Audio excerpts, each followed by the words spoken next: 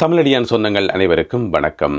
தையிட்டியில் இருக்கும் விகாரையை இடிக்கக்கூடாது என்று சொல்லி மருத்துவரும் பாராளுமன்ற உறுப்பினருமாகிய அர்ச்சுனா ராமநாதன் அவர்கள் வெள்ளிக்கிழமை நடந்த டிசிசி கூட்டத்தில் சொன்னவர் தானே. அதுக்கு பிறகு இந்த 3 நாளும் பார்த்தீங்கன்னு சொன்னால் அர்ச்சுனா ராமநாதனுக்கு எதிராக கடுமையான விமர்சனங்கள், கடுமையான குற்றச்சாட்டுகள். அவர் அப்படி சொல்லி போட்டார், அவருடைய போலி முகம் கிழிஞ்சிட்டுது, அவருடைய உண்மை முகம் வெளியில் வந்துட்டுது, இவரெல்லாம் ஒரு மனுஷனா, இவர் ஒரு அது, அவர் ஒரு இது என்று சொல்லி மாறி மாறி விமர்சனங்கள். இப்போ தையிட்டி விகாரைக்கு எதிரான போராட்டம் அர்ச்சுனாக்கு எதிரான போராட்டமாக மாறிட்டுது. ஏனென்று சொன்னால் இப்போ பரவலாக திரும்ப இந்த விஷயம் எல்லாராலும் கதைக்கப்படுது. இப்போ தையிட்டி விகாரை என்று சொன்னாலே அடுத்ததாக மருத்துவர் அர்ச்சுனா ராமநாதன் தான் ஞாபகத்துக்கு வரார். எப்படி சாவச்சேரி ஹாஸ்பிட்டல் என்று சொன்னால் உடனே அர்ச்சுனா ஞாபகத்துக்கு வருவாரோ, அதே மாதிரி இப்போ தையிட்டி விகாரை என்று சொன்னால் உடனே அர்ச்சுனா தான் இப்போ ஞாபகத்துக்கு வரார். அந்த அளவுக்கு இப்போ அவருக்கு எதிராக கடுமையான விமர்சனங்கள் வைக்கப்படுது. சரி, அர்ச்சுனாவை திட்டுறதாலேயோ அர்ச்சுனாவை கடுமையாக விமர்சிக்கிறதாலேயோ தையிட்டி பிரச்சனைக்கு ஒரு தீர்வு கிடைக்குமான்னு கேட்டால் கடைசி வரைக்கும் இல்லை. எனவே தையிட்டி பிரச்சனைக்கு ஒரு தீர்வு கிடைக்கணும் என்று சொன்னால் அதுக்கு என்ன வழியோ அதைத்தான் நாங்கள் ஆராயணுமே தவிர அர்ச்சுனாவோட போய் மல்லு கட்டுறதுல ஒரு விதமான அர்த்தமும் இல்லை. எனவே இன்றைய காணொளியில் இதை பற்றி கொஞ்சம் விரிவாக விளக்கமாக பார்க்க போகின்றோம். வாருங்கள் காணொளிக்குள் போவோம். 2018 ஆண்டு ஜனவரி மாதம் 31ஆம் தேதி 2018 ஆண்டு ஜனவரி மாதம் 31ஆம் தேதி வவுனியாவில் இருக்கிற கலை மகள் அரங்கு அங்கே ஒரு கூட்டம் ஒன்று நடக்குது. அந்த கூட்டத்தை நடத்துகிறதாரு பார்த்தீங்கன்னு சொன்னால் ஐக்கிய தேசிய கட்சி. எதுக்காக அந்த கூட்டம் என்று சொன்னால் அவர்களுடைய தேர்தல் விஞ்ஞாபனத்தை வெளியிடணும். உள்ளூராட்சி சபை தேர்தலுக்கான தேர்தல் விஞ்ஞாபனத்தை ஐக்கிய தேசிய கட்சி வெளியிடுது. அதில் சொல்லப்பட்ட முக்கியமான வாக்குறுதிகளில் ஒன்று வடக்கு கிழக்கில் 1000 விகாரைகள் அமைக்கப்படும். 1000 புதிய விகாரைகள் அமைக்கப்படும். அதுக்கு 500 மில்லியன் ரூபாய் நிதி ஒதுக்கப்பட்டுள்ளது என்றது ஐக்கிய தேசிய கட்சியால் வெளியிடப்பட்ட முக்கியமான தேர்தல் வாக்குறுதிகளில் ஒன்று. சரி, அதுக்கு பிறகு அப்போ ஐக்கிய தேசிய கட்சியினுடைய தலைவர் ரணில் விக்ரமசிங்க அப்படி சொல்லி போட்டார்ன்றதுக்காக தமிழ் தரப்பில் எத்தனை பேர் கொந்தளிச்சு எழுந்தது, எத்தனை பேர் அதை எதிர்த்தது, எத்தனை பேர் அதுக்காக ஆர்ப்பாட்டம் செய்தது, எத்தனை பேர் செய்தது? அதுக்கு பிறகு ரணில் விக்ரமசிங்கவுக்கு வாக்கு போடுங்கோ, ஐக்கிய தேசிய கட்சிக்கு வாக்கு போடுங்கோன்னு சொல்லி எங்களுடைய தமிழ் கட்சிகள், நிறைய கட்சிகள் வாக்கு சேர்த்தது.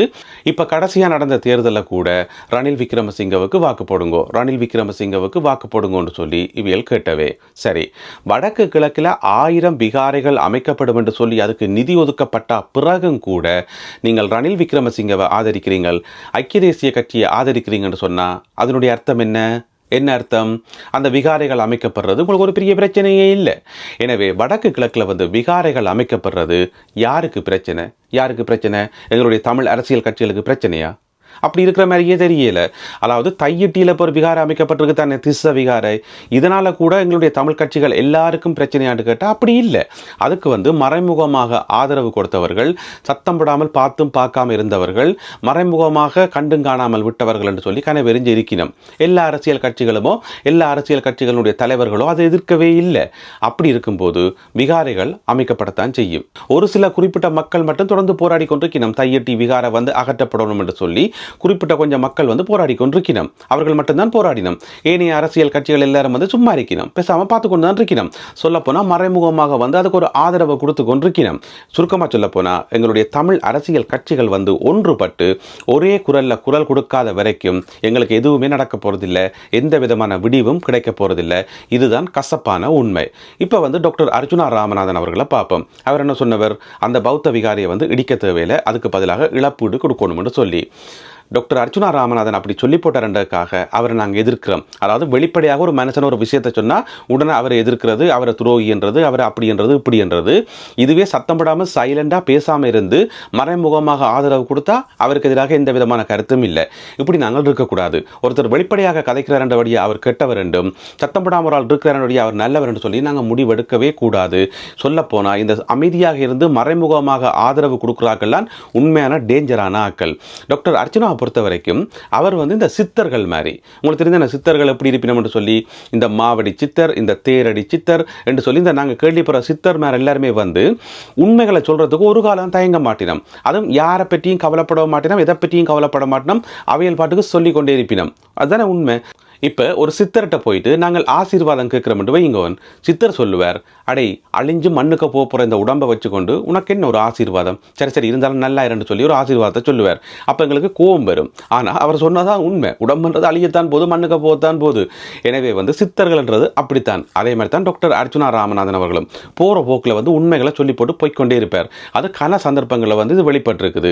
வேலையில்லா பட்டதாரிகள் ஆர்ப்பாட்டம் செய்யக்குள்ள என்ன சொன்னவர், அட ஏண்டாவது ரோட்டு கத்துறீங்க, அதால் ஒரு பிரயோசனமும் இல்லை, இப்படியே கத்துறதால ஒரு பிரயோசனமும் இல்லை, வேலை கூடன்னு சொல்றதால யாரும் வேலை தர போறதில்லை, சத்தப்படாம போய் வீட்டை இருங்கோ, நான் பாராளுமன்றத்தில் கதைக்கிறேன், அடுத்த கட்டம் என்ன செய்யலாம்ன்றதை ஆக வேண்டியதை பார்ப்போம் என்று சொல்லி அப்படித்தானே சொன்னவர். அதை இயல்பா சொன்னவர். அதை விட்டுட்டு உங்களுடைய வாக்குறுதிகளை நான் நிறைவேற்றேன் அப்படின்னு சொல்லி இந்த பூசி மொழிகை கதைச்சா அதை எல்லாரும் நல்லம் என்று சொல்றது, வெளிப்படையா கதைச்சா அதை எதிரியா பார்க்கறது. இந்த தையட்டி விகார விஷயத்திலையும் இதுதான் உண்மை. அந்த விகார இடிக்கப்படுமான்னு கேட்டீங்கன்னு சொன்னா அதுக்கான வாய்ப்பு இல்லவே இல்லை. அதை வெளிப்படையா சொல்லி போட்டாருன்றதுக்காக நாங்கள் அர்ச்சுனா மேல கோவிக்கிறோம்.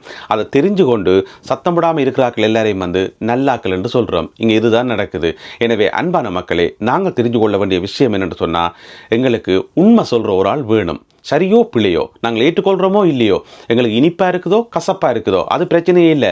ஆனால் எங்களுக்கு உண்மை தெரியணும். உண்மை சொல்லக்கூடிய ஒரு ஆள் எங்களுக்கு வேணும். ஒரு டாக்டர் எங்களுடைய உடம்பை செக் பண்ணி போட்டு சொல்றார், தம்பி இஞ்சவா, கொலஸ்ட்ரால் கூடிட்டுது, பார்த்து நடந்து கொள்ளு, கொழுப்பு சாப்பாடு சாப்பிடாத, எக்ஸசைஸ் செய், ஒவ்வொரு நாளும் வாக்கிங் போன்னு சொன்னா நாங்கள் ஒரு டாக்டரில் கோவிக்கிறதா? டாக்டர் நீங்கள் போய் சொல்லி போட்டீங்க, உங்களுக்கு அது தெரியா இது தெரியான்னு சொல்கிறதா? இல்லை. ஏன்னு சொன்னால் அதுதான் உண்மை. அந்த உண்மையை விளங்கி கொண்டு, அந்த உண்மை கசப்பான உண்மை, அதை ஒன்றும் செய்யலாது. அந்த உண்மையை விளங்கி கொண்டு அதுக்கு என்ன செய்யணுமோ அதைத்தான் நாங்கள் செய்யணுமே தவிர உண்மையை சொல்லி போட்டாருன்றக்காக நாங்கள் டாக்டரில் கோவிக்கிறதுல அர்த்தமே கிடையாது. இன்னும் ஒரு முக்கியமான விஷயம், எங்களுக்கு இருக்கக்கூடிய எந்த ஒரு பிரச்சனையாக இருந்தாலும் அது அர்ச்சுனா ராமநாதன் அவர்களுடைய வாயிலிருந்து வெளியில் விதைக்கதான் அது எல்லோருடைய கவனத்தையும் பெறுது. அது பரவலாக எல்லாராலும் பேசப்படுது. பெரியவர்களேருந்து சிறியவர்கள் வரைக்கும் இன்றைக்கு இருக்கிற இளைய தலைமுறையிலிருந்து எல்லார் மத்தியிலே அது பரவலாக பேசப்படுது. அதுக்கு நல்ல உதாரணம் இந்த சாவச்சேரி பிரச்சனை. 170 சுகாதார தொண்டர்களை சம்பளம் இல்லாமல் அவர்களுடைய ரத்தத்தை புளிஞ்சது. இந்த மாதிரியான பல பிரச்சனைகள் அர்ச்சுனா ராமநாதன் அதை கையில் எடுக்கும்போது தான் அது எல்லோர் மத்தியிலே பரவலாக பேசப்படுது. இப்ப தையிட்டி விகார பிரச்சனையில தமிழ் மக்களாகிய எங்கள் மத்தியில இதுக்கு ஒரு தீர்வு ஒன்று வேணும், இதுக்கு ஒரு விழிப்புணர்வு ஒன்று வேணும். இதுல என்ன நடக்கும் என்ன நடக்காது, எது சாத்தியம் எது சாத்தியம் இல்லை, இது சம்பந்தமாக நாங்கள் நிறைய விவாதிக்கணும். ஒரு ஆள் திட்டுறதாலேயோ ஒரு ஆள் கேவலமாக விமர்சிக்கிறதாலேயோ எங்களுக்குள்ள ஒரு தீர்வு வரப்போறதே இல்லை. உள்ளதை உள்ளபடி யதார்த்தமாக உணர்ந்து கொண்டு நாங்கள் அதை விவாதிச்சா மட்டும்தான் அதுக்குரிய தீர்வை காண முடியும். எனவே இன்றைய காணொலியில இதுக்கு என்ன தீர்வுன்றதை பற்றி நாங்கள் விடுவோம். ஏனென்று சொன்னா இதை பற்றி நாங்கள் இன்னும் டிஸ்கஸ் பண்ண வேண்டி இருக்குது. எங்களுடைய தமிழடியானுடைய கம்யூனிட்டி பேஜில் இது சம்பந்தமாக ஒரு கேள்வி ஒன்று கேட்டிருந்தாங்க. என்ன கேள்வி என்று சொன்னா, தையட்டி விகார பிரச்சனைக்கு என்ன தீர்வு, அதை இடிக்கிறதா அல்லது நஷ்டஈடு வழங்குறதான்னு சொல்லி இதுவரைக்கும் 2800 பேர் வாக்களிச்சிருக்கிறீர்கள். அந்த 2800 பேர்ல 62% ஆட்கள் சொல்லியிருக்கிறீர்கள் நஷ்டஈடு கொடுக்கணும் என்று சொல்லி, 38% ஆட்கள் சொல்லியிருக்கிறோம் விகாரையை இடிக்கணும் என்று சொல்லி, 38% ஆட்கள் விகாரையை இடிக்கணும் என்று சொல்லியும் 62% ஆட்கள் நஷ்டஈடு கொடுக்கணும் என்று சொல்லியும் சொல்லியிருக்கிறோம்.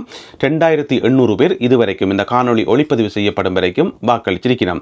எனவே அன்பான மக்களே, நாங்கள் தெரிஞ்சு கொள்ள வேண்டியது, டாக்டர் அர்ச்சுனா ராமநாதன் அவர்கள் இந்த விஷயத்தை வெளியில கதைச்சதால இப்போ ஒரு பரவலான விழிப்புணர்வு ஒன்று ஏற்பட்டிருக்கிறது. அவர் தன்னுடைய கருத்தை வெளிப்படையாக சொல்லிட்டார். அதுக்காக அதுதான் முடிஞ்ச முடிவு, இந்த பிரச்சனைக்கு அதுதான் தீர்வு என்று சொல்லி அர்த்தம் கிடையாது. இங்க எதுவுமே கதைக்காமல் சத்தம் போடாமல் மறைமுகமாக ஆதரவு கொடுத்து கொண்டு நிறைய அரசியல்வாதிகள் உலாவிக் கொண்டு திடீரும். முதல்ல அவையில பிடிச்சு கேளுங்க, ஒவ்வொருத்தரையும் பிடிச்சு கேளுங்க, இந்த தையட்டி விகாரைக்கு பற்றி நீங்க என்ன நினைக்கிறீங்க, என்ன தீர்வு நினைக்கிறீங்கன்னு சொல்லி அவைண்ட வாயிலிருந்து தீர்வுகள் எடுங்கோ. புதிய அரசியல்வாதி இளைய அரசியல்வாதி அர்ச்சனாவை போட்டு திட்டிக் கொண்டிருக்கிறத விட்டு எங்களுடைய பழைய மூத்த அரசியல்வாதிகளை கேளுங்கோ. ஏனென்று சொன்னா இந்த விகார கட்டின ஆக்களுக்கும் அதுக்கு அடிக்கல் நாட்டின ஆக்களுக்கும் அதுக்கு நிதி ஒதுக்கின ஆக்களுக்கும் ஆதரவு கொடுத்தவர்கள் எங்களுடைய தமிழ் அரசியல் கட்சிகளினுடைய தலைவர்கள். இது கசப்பான மறுக்க முடியாத உண்மை. எனவே சுருக்கமாக சொல்ல போனா, நாங்கள் எங்களுக்குள்ள ஒற்றுமைப்படாமல் எங்களால் எதையுமே சாதிக்க முடியாது.